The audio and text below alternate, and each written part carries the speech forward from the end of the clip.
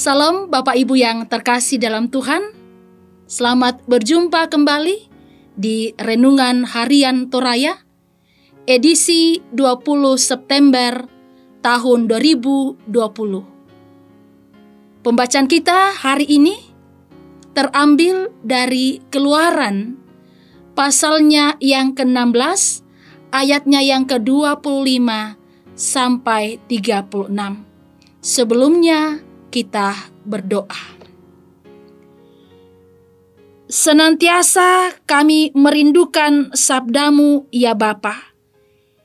Pimpinlah kami dan terangilah kami untuk mendengarkan firman-Mu dan merenungkannya. Di dalam nama Putra-Mu Yesus Kristus kami berdoa. Amin. Mari Bapak Ibu kita membaca Keluaran pasalnya yang ke-16, ayatnya yang ke-25 sampai 36. Dengarkan sabda Tuhan. Selanjutnya kata Musa, "Makanlah itu pada hari ini, sebab hari ini adalah Sabat untuk Tuhan. Pada hari ini tidaklah kamu mendapatnya di padang. 6 hari lamanya kamu memungutnya, tetapi pada hari yang ke-7 ada Sabat. Maka roti itu tidak ada pada hari itu. Tetapi ketika pada hari ke-7 ada dari bangsa itu yang keluar memungutnya, tidaklah mereka mendapatnya.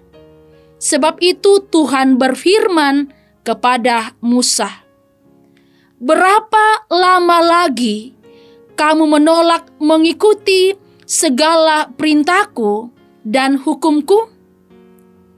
Perhatikanlah, Tuhan telah memberikan Sabat itu kepadamu. Itulah sebabnya pada hari ke-6 Ia memberikan kepadamu roti untuk 2 hari. Tinggallah kamu di tempatmu masing-masing. Seorang pun tidak boleh keluar dari tempatnya pada hari ke-7 itu. Lalu beristirahatlah bangsa itu pada hari ke-7. Umat Israel menyebut namanya manna. Warnanya putih seperti ketumbar dan rasanya seperti rasa kue madu. Musa berkata, "Beginilah perintah Tuhan.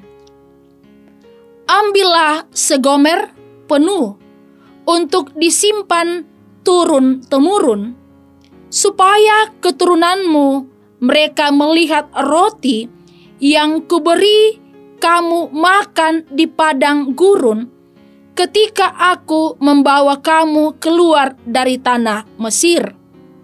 Sebab itu Musa berkata kepada Harun, "Ambillah sebuah buli-buli, taruhlah manna di dalamnya segomer penuh, dan tempatkanlah itu di hadapan Tuhan untuk disimpan turun-temurun. Seperti yang diperintahkan Tuhan kepada Musa, demikianlah buli-buli itu ditempatkan Harun di hadapan tabut hukum Allah untuk disimpan." Orang Israel makan manna 40 tahun lamanya, sampai mereka tiba di tanah yang didiami orang. Mereka makan manna sampai tiba di perbatasan tanah Kanaan. Adapun segomer ialah 1/10 eva. Demikianlah sabda Tuhan. Amin. Ibu Bapa yang terkasih dalam Tuhan, tema kita, Tuhan memelihara hidupmu. Na parakai puang tu katuanmu. Ibu Bapa yang terkasih dalam Tuhan, seberapa dalam penghayatan Anda akan pemeliharaan Tuhan dalam menjalani hidup keseharian? Dan apakah Anda masih yakin bahwa semua yang Anda makan dan minum sampai hari ini adalah manna pemberian Tuhan?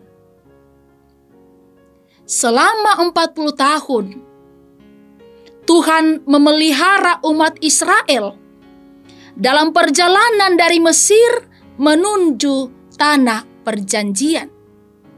Salah satu tanda pemeliharaan Tuhan diwujud nyatakan melalui pemberian manna sebagai makanan pokok umat Israel sampai tiba di perbatasan tanah Kanaan.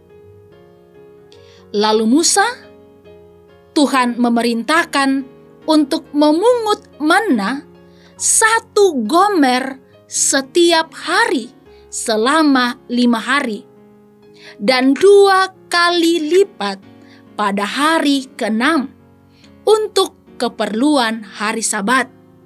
Karena pada hari Sabat manna tidak akan turun.